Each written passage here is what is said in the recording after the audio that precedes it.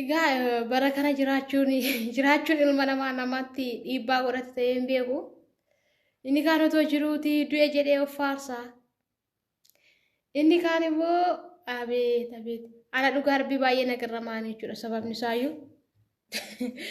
Du'e jedhanii guyyaa tokkicha miidiyaa kana mara waliin gahaa turan. Garuu mucaan kunillee wanta du'e hin qabu jechuudha dhugaa dubbachuudhaaf hin duune. Gana gaa kolleen daganne shamaar ka fuune kam jirtu hordoftoota siifan gindoo bakka jirtanitti nageenyi faraarra waaqayyoo isiniif haa baay'atu. Anaa dhufu baga nagaan dhuftan isiniin jechuun jaalladha. Egaa warri mana kanaa faraa taatan subscribe gochuun dagatiin akkasuma immoo like gochuun jammaraa yaadaa fi qeeqa qabdan immoo koomentii jala nuuf kaasiniin jechuun barbaada. Egaa har'a viidiyoo tokko isiniif qabadhee dhufee jira innis viidiyoo waa'ee obboleessa keenya kanaati. Obboleessi keenya kun eengadda jechuudha illee viidiyoo irratti dalageen ture du'e jedhan jechuudha. Baay'ee mana jamaalan olitti baay'ee lola guddaatu ture jechuudha. Du'e jedhanii micattiin illee baay'ee boohaa turte jechuudha.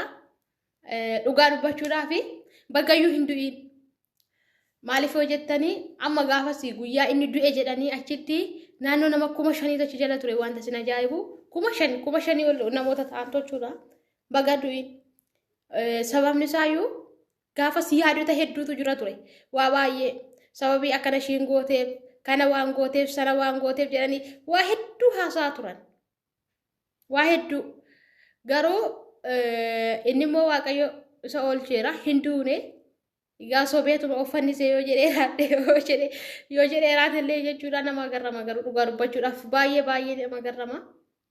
Sababni isaayyuu namni tokko osoo nu hubatiini abalu du'ee abalu kana godhee abalu sana godhee bakka namni keenya karaa ajandaatti namarratti barbaadu sinii galee ajandaa namarratti barbaada karaa ittiin tiktookiin isaa guddatu karaa ittiin bakka wanni heddu barbaadaani garuu hamma dhugaa hin taanetti hamma dubbiinsaa inni ragaa xumuramne hin beekamnetti waan hin taane fidanii dhufanii namatti haasa'u yookaan gara sooshaal miidiyaatti baasuun baay'ee ulfaataadha.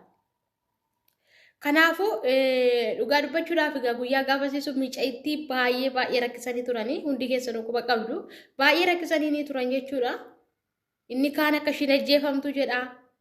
Inni kaan akka ishiin fannifamtu jedha. Dhugaa waaqayyoo. Wayyoo osoo wanti sun dhugaa ta'e raatee jechuudha. Osoo wanti sun dhugaa ta'e raatee silaa micattiisanii ishiidhaa dhumatti. Ishiillee miti. Akkasuma maatii ishiillee sanummoo isaan naannoo tokko jedhan ijoollee lamaan kuni. Ijoollee jimmaatti lamaan isaaniiyyuu. Dhugaa rabbii dubbachuudhaaf baay'ee nama jibbisiisa baay'ee waan namatti hin tolle jechuudha. Baay'ee namatti hin tolle. Dhugaa waaqayyoo isinii jedha. Maaliif jennaaniin? Innis osoo jiruuti yookiin micattii kana qoruudhaaf yookaan ittiin foloo guddifachuudhaaf fi yookiin immoo bakka namootaaf ajandaa ta'uudhaaf jedhee yaada kana dhiyeessuu danda'a. Tasumaan barbaachisu kun maaliif jennaani duuti arraba jala jirti jedha Oromoon gaafa mammaaku. Kana jechuun jireenyuma jiraattu keessatti ati yeroo hundumaa waa'ee du'aa faarsita taanaan akkuma sun jireenya isa boruutiif abdiin qaba jettee faarsita taanaan abdiidhuma qabdaa hinuma jiraatta borullee dabarte wanti si daangessu tokko iyyuu hin jiru. Garuu immoo ani nan du'aa ani foon ajjeesaa ani du'eeraa ani kana godheera jette taanaan dhugaa rabbii akkuma sun ta'a. Maaliif akka ta'e hin beeku. Innaa hamma fedhe osoo ta'ellee wanta fedhe too ta'ellee jechuudha. Osoo jirruuti rabbii xaraara nutti adeemsu malee lubbuu keenya irratti murteessuun nu barbaachisu hin ta'us nu barbaachisus sinii galee nu barbaachisu lubbuu keenya irratti murteessuun. Maaliif duuti fagoon jirtuuni. Duuti fagoon jirtu tokko guyyaa ishee eegdee dhufti. Lammaffaan immoo wanti nu harka rabbii jira waan ta'eef. Gaafa nuti dubbii arraba keenya keessaati akkana jennee dubbannu kanayyuu amma libsuu ijaa keessatti wanta fedhe nu gochuu danda'a. Sinii galtee kanaaf amma dachee kanarra jirratti hamma rabbi hiree lafa kanarraa nuu kenne hiree hamma kanaa qabdu dachee kanarraa hamma inni nuu jedhetti maaltu waan hin taane nu yaachisaanii. Maaltu lubbuu keenya irratti nu farachiisaanii nufti kaa guyyaa ishiitu. Ani dhugaa waaqayyoo isinii jechuudhaaf baga mucaan kun hin du'in jedhe. Immoo sababni isaayyuu osoo mucaan kun du'ee raate warri dhiiraa yoon akkatti irratti duulanii qaata fannisiisa mucaa kana. Hanguyyaa gaafas ishii godhan kaameraan hubayee jedhan fuudhanii suura ishii gadi galabbatan suura saafaan. Suura ishii gadi galabbatan wanta ishiin godhee hin jiru. Jecha isaan ishiidhaan jedhan. Osoo hin beekin suura istoorii faarra keewwatte jedhan amma hin beekamu baga jiraate dhugaa waaqa namichi suura historii irra keewwatte ishiin jedhee haasa'e suni har'ammoo gaafa mucaa kun jiraate yaada kana deebisee dubbii kana dubbate immoo maal jedhaani yookiin keessiin sun isadha yookiin immoo keessiin sun isa ta'uu danda'a sinii galee kanaafi dhugaa waaqayyo dubbachuudhaafi bakka waan hin taane haasa'uu hin qabnu nuti dhugaa kan beeku isaan lamaan qofa. Micattiin kunis dhuguma nama jaallatteetu istoorii irra geewwatteeti ta'a. Akkasuma mucaan kun illee sababii kanaa illee aaruu danda'a. Sinii galee kanaaf amma fedhetoo ta'e illee akka akkasitti gochuu hin qabnu. Micattiin kun kan jirtu qilleensa fagoora jirti. Inni kan jiru akkas jedhan. Inni kun amma waggaa haasa'uyyuu biyya keessaallee hin baane waan isin ajaa'ibu. Saawudii miti kan inni jiru. Itoophiyaa jira. Hinduun illee mucaan. Hin sirba. Waayini haadha nama garrama dhugaa waaqayyo.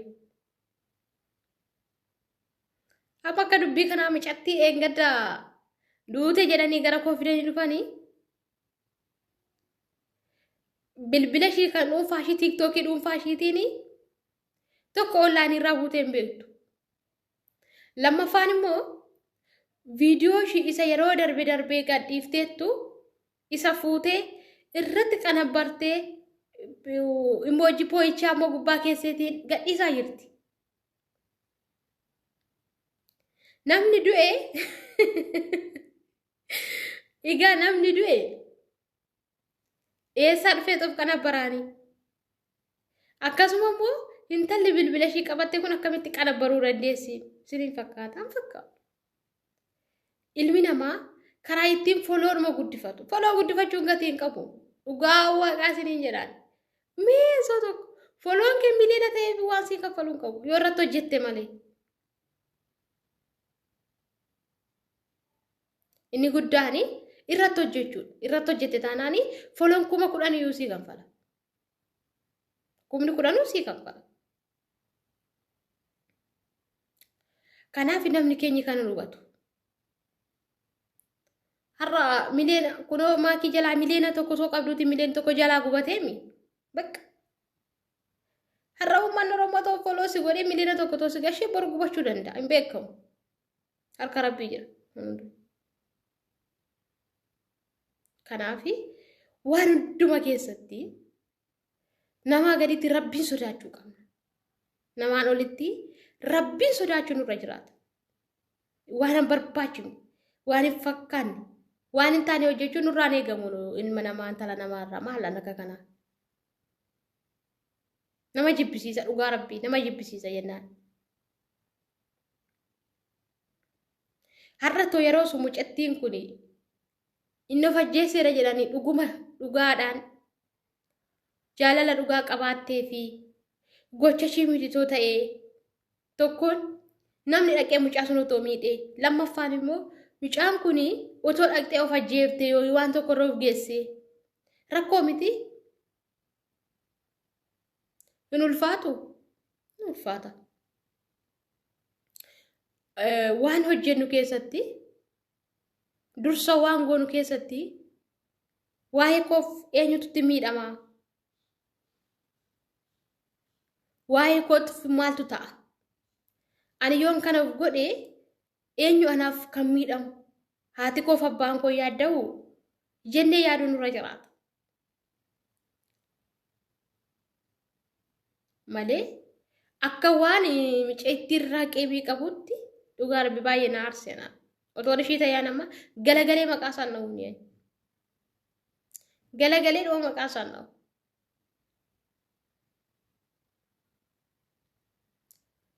Dhugaa dubbachuudhaaf gochi ijoolleen keenya walirratti godhanii wanta nama jibbisiisuu fi wanta namatti hin tolledha. Namatti hin tolu bakka.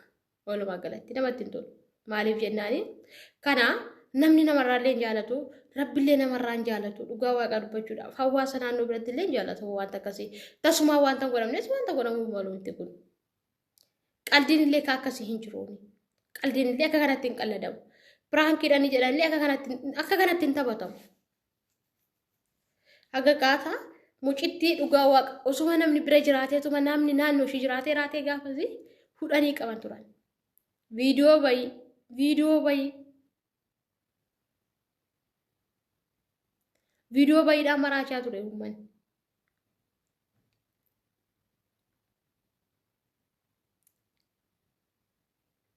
Kanaafi hamma fedhe soo ta'e illee wal miidhuu walirratti ka'uu dabarsini halagaatti wallaachuu roto hafee wayya hin barbaachisu. Sababni isaayyuu ani waan tokko gaafan godhee waa'ee kootiif eenyutu miidhama, waa'ee kootiif immoo eenyutu gaafatamummaa qaba. Maatiin koo yaadda'u ishii amma beeksisa ta'e amma shimcoon kun otoo isa jibbitee iyyuu namni biraa koo namni isa jaalatu jiraachuu danda'a. Namni isa jaalatu jiraachuu danda'a. Kanallee yaaduu qaba. Amma jaalala keessatti mee amma shamarran tokkoo fi dhiirri tokko gaafa wal jaalatanii dhiirri sun yoo baay'ee si jaalate ati too waan tokkoof goote isa qofa bichaan miidhama sitti fakkaatiin namni afaanis sitti dubbanne namni isa sitti dubbatee caala si jaalatu hedduu jira. Dhugaa namni namummaa keetiifuu si jaalatu guute ni galte. Kanaafi amma fedhe soo ta'e nama tokko miidhuudhaaf jennee of miidhuu hin qabnu. Namni sunam amma dhugaa waaqayyo dubbachuuf himee fakkeenyaaf gaafa maatii keenya keessaa namni tokko waa tokko ta'e akkamittan jiraadha akkaman ta'a jedhamee nama yaachisa akkasitti garuu. Homaan taanee kun hooma jiraannu. Isa du'ee hilban yookiin isa du'ee badee malee homaan taanee nuti kun. Anamma dhugaa waaqayyo isiniin jedhaan obboleettii koo